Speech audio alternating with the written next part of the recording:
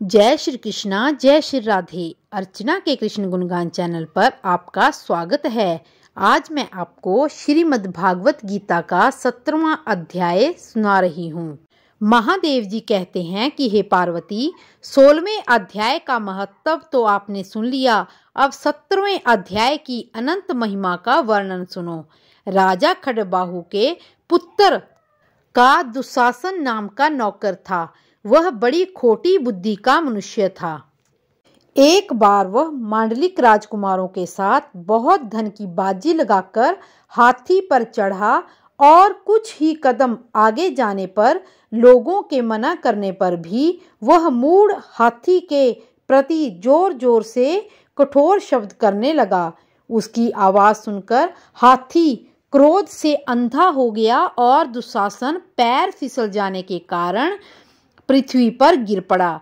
दुशासन को गिरकर कुछ उच्छ्वास लेते देख काल के समान निर्कुश हाथी ने क्रोध में भरकर उसे ऊपर फेंक दिया।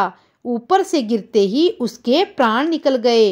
इस प्रकार कालवंश मृत्यु को प्राप्त होने के बाद उसे हाथी की योनि मिली और सिंहल द्वीप के महाराज के वहां उसने बहुत समय व्यतीत किया।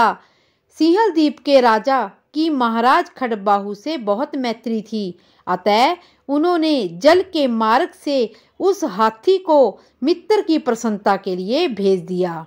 एक दिन राजा ने श्लोक की समस्या पूर्ति से संतुष्ट होकर किसी कवि को पुरस्कार रूप में वो हाथी दे दिया और उन्होंने 100 स्वर्ण मुद्राएं लेकर उसे मालव नरेश के हाथ बेच दिया। कुछ काल व्यतीत होने पर वह हाथी यत्न पूर्वक पालित होने पर भी असाध्य जवर से ग्रसित होकर मरणासन हो गया।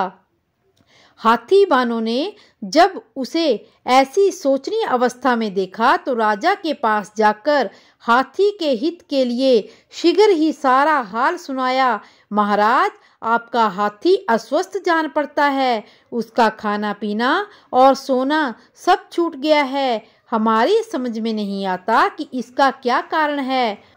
हाथी वानों का बताया हुआ समाचार सुनकर राजा ने हाथी के रोग को पहचानने वाले चिकित्सा कुशल मंत्रियों के साथ उस स्थान पर पदार्पण किया जहां हाथी ज्वरग्रस्त था।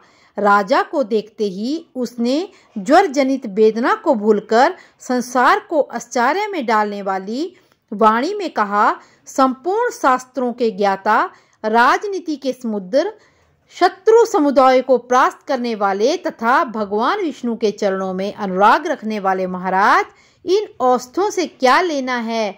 वैद्य से भी मुझे कोई लाभ नहीं होने वाला, दान और जप से भी क्या सिद्ध होगा। आप कृपा करके गीता जी के 17वें अध्याय का पाठ करने वाले किसी ब्राह्मण को बुलाइए। हाथी के कथनानुसार राजा ने सब कुछ वैसा ही किया।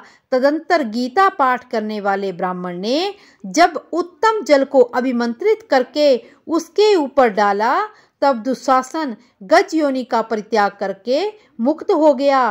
राजा ने दुशासन को दिव्य विमान पर आरूढ़ एवं इंद्र के समान तेजस्वी देखकर पूछा, तुम्हारी पूर्व जन्म में क्या जाति थी, क्या स्वरूप था, कैसे आचरण थे और किस जन्म से तुम हाथी की योनि में आए थे, यह सब मुझे बतलाओ।